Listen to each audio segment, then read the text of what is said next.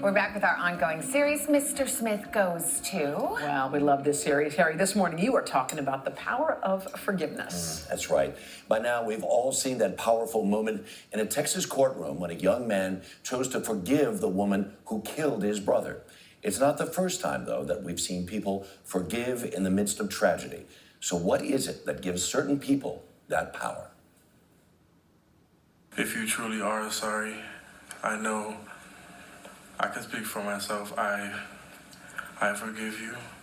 It happened when some of the press and a number of spectators had already left the courtroom. Both of John's brother, Brant, spoke to the court during a period known as the Victim's Impact Statement, the impact of which we can still feel. I don't know if this is possible, but can I give her a hug, please? Please? After the second please, the judge said yes. Their embrace lasted the better part of a minute. A reporter in the courtroom said she could hear Amber Geiger sobbing. This is the very definition of grace, the act of loving even your enemy, an act of selflessness which we'd like to think we too would be capable of. The Amish in eastern Pennsylvania immediately forgave the man who walked into a local school and shot 10 girls. 5 died. They even attended his funeral and vowed to help his widow. Sikhs in Wisconsin reacted similarly when a white supremacist entered their temple, killing 6 and wounding 4.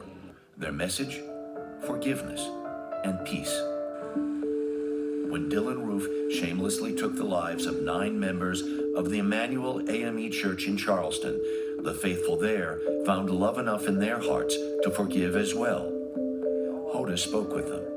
Because forgiveness is like you letting somebody else off the hook, but you're actually letting yourself off the hook. Because if you keep it, there's no healing with hatred. You have to love each other. That's our second commandment. You know, you always want to forgive, and that's what we're taught. You know, sometimes I feel like I teeter-totter, but then I know that it's the right thing to do is to forgive. You know, it's what we've taught our girls. I don't teach them to hate. The act of forgiveness is an emotional transaction. Hatred and anger are burdensome companions. Forgiveness can free us of those feelings, but it is an act that requires no small amount of courage and faith.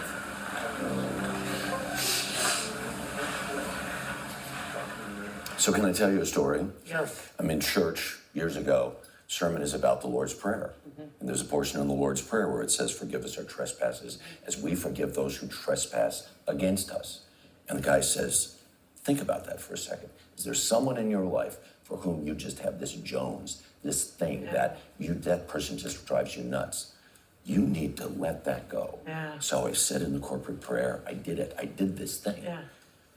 I hadn't seen the guy in years. I ran into him in the street like the next day. Oh. Right? And it was I thought, there's some serious message in this whole idea that you release something in yourself when you give that up. So for those people that we've seen do this, it's a transaction, as I said in the piece. Right? It's a two-way street.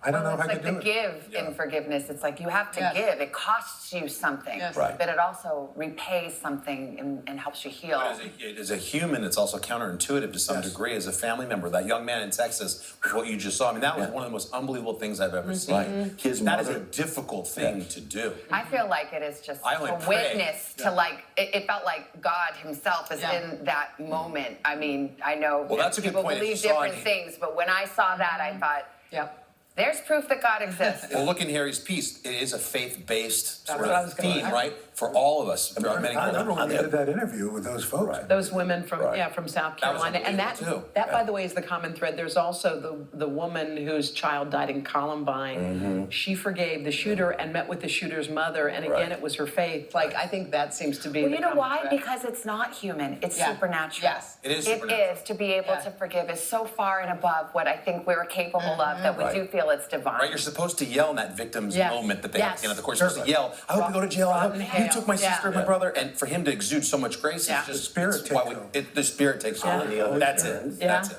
Brant's mother says, I'm not there yet. Yeah. I'm absolutely not there. Yeah. I know I ought to be there, but I'm sure not Which is, there yet.